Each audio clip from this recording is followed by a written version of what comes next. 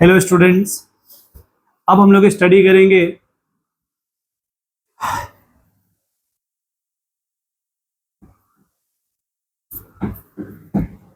Aldehyde और ketone को। अब किसको स्टडी किया जाएगा? एल्डिहाइड और कीटोन को। मैं मिटा दे रहा हूँ सबको, वो बेवजह का उतना समय वो जगह भरा रहेगा, वो जब जरूरत पड़ेगी तो फिर से लिख लिया जाएगा, है ना। अब हम डिस्कस किसको करेंगे? एल्डिहाइड और कीटोन को, ठीक है। अब देखो, जो एल्डिहाइड और कीटोन है, पहले मैं यहां लिख भी दे रहा हूं। यदि आप जब भी बात किसकी करेंगे, एल्डिहाइड का, ये C double bond O H होता है, और ऑलवेज ऑलवेज ये टर्मिनल पर पाया जाता है, ये इसका पहचान होता है। और दूसरा जो कीटोन है वो ऑलवेज इसके दोनों साइड कार्बन होंगे, इसको नॉन टर्मिनल बोलते हैं, नॉन टर्मिनल। अब जब भी हम एल्डिहाइड और कीटोन के आसपास पढ़ने की कोशिश करेंगे, एक बार सुनना, जितने बच्चे बायोमॉलिक्यूल्स का नाम सुने होंगे, बायोमॉलिक्यूल्स, उन्हें भी ये समझ में आएगा, तो उन्हें बायोमॉलिक्यूल्स थोड़ा सा इजी लगेगा। इजी ये लगेगा, ये जो कीटोन है ना, कीटोन, कीटोन के लिए minimum 3 carbon should be required, should be required. Ketone के लिए मिनिमम कितने कार्बन चाहिए? 3। इसलिए वहां पढ़ोगे ट्राइयोज, स्टार्टिंग ही ट्राइयोज से होगा, ट्राइयोज, टेट्रोज, पेंटोज, हेक्सोज, ठीक है, ट्राइयोज, टेट्रोज, पेंटोज, हेक्सोज। चलो वापस आ जाओ, पहले कीटोन से ही स्टार्ट करते हैं। यदि हम पहला स्टार्ट करते हैं, पहला एग्जांपल फर्स्ट 3 कार्बन से, किससे? कि अगर हमारे 3 कार्बन हैं तो उसमें कितने एल्डिहाइड बनेंगे और कितने कीटोन बनेंगे, वो देखो। पहले हम एल्डिहाइड बनाते हैं, तो ये 3 कार्बन में एक एल्डिहाइड होगा और 3 कार्बन में एक कीटोन होगा। यही 2 पॉसिबिलिटी है कि जब भी हम 3 कार्बन लेंगे, एक एल्डिहाइड बनेगा और एक कीटोन। अब यदि हमने 4 कार्बन ले लिया, कितने? 4 कार्बन।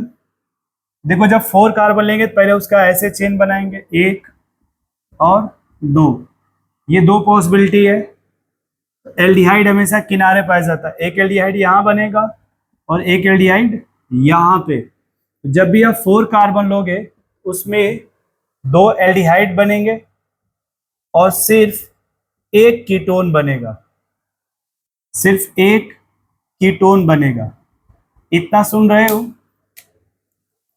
अब थोड़ा अगर हम यहाँ पे देखें कि पहले और दूसरे में कौन सा आइसोमर है, या फिर पहले और तीसरे में, फिर दूसरे और तीसरे में, ये बड़ा ही इंटरेस्टिंग सवाल आ रहा है, ये रिलेशन जो मैं बता रहा हूं।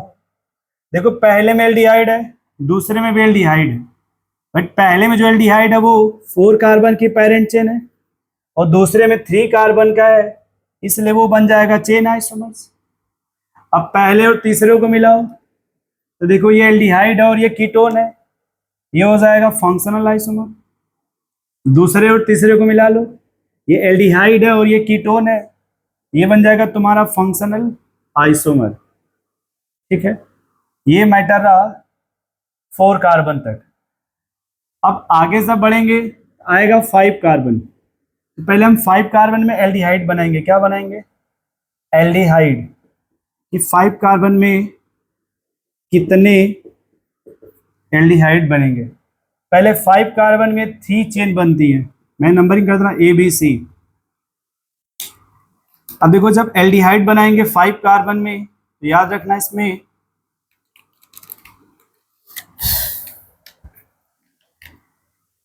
कि ये पहले ये एल्डिहाइड है, फिर एक एल्डिहाइड, एक ये है, और एक याद रखना इसी में एक और एल्डिहाइड बनेगा बी में ही, मैं उसको यहां से लिख रहा हूं,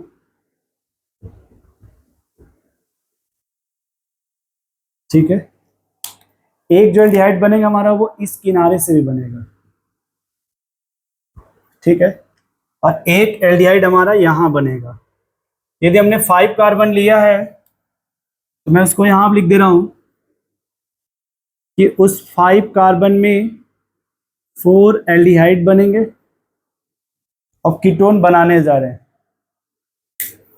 अब देखो 5 कार्बन जब लेंगे, 1 2 3 4 और 5, एक कीटोन यहां बनेगा और एक कीटोन इसमें बनेगा और एक कीटोन यहां बनेगा। ओवरऑल हमारे पास 3 कीटोन बनेंगे। यदि 5 कार्बन है तो 4 एल्डिहाइड और 3 कीटोन बनेंगे, ठीक है। अब मान लो जो लोग भी देख रहे हो उसमें रिक्वेस्ट है पहले मुझे ये मिटाने दो, तभी मैं इसको और अच्छे से डिस्कस कर पाऊंगा, तो मैं समझा पाऊंगा। क्योंकि अगर पूरा बोर्ड भरा रहेगा तो फिर वो समझ में नहीं आएगा। अब जैसे मैंने लिखा है, मैं फिर से लिख रहा हूं, A B C D E, चाहे इसको मिटा दो, P Q R.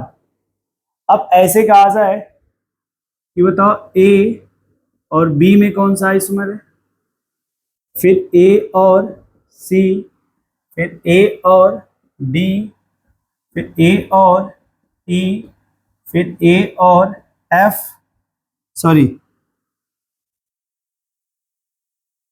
P Q और आर। ये देखो पहले कितने ये रिलेशन बन रहे हैं। ए में देखो एल्डिहाइड है और बी में भी एल्डिहाइड है। ए में चेन जो है वो 5 कार्बन की है, बी में 4 कार्बन की है, इसलिए इसका नाम हो जाएगा चेन आइसोमर। फिर आ जाओ, ए में 5 कार्बन की चेन है और सी में 4 कार्बन की चेन है, ये भी बन जाएगा चेन आइसोमर।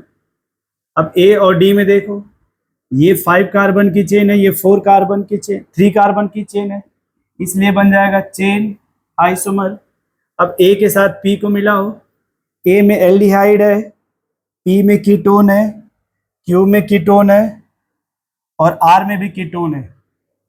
तो यदि एल्डिहाइड और कीटोन होगा ये सब के सब फंक्शनल आइसोमर हो जाएंगे, सब के सब फंक्शनल आइसोमर हो जाएंगे। अब मान लो अगर पूछा जाए पी और क्यू,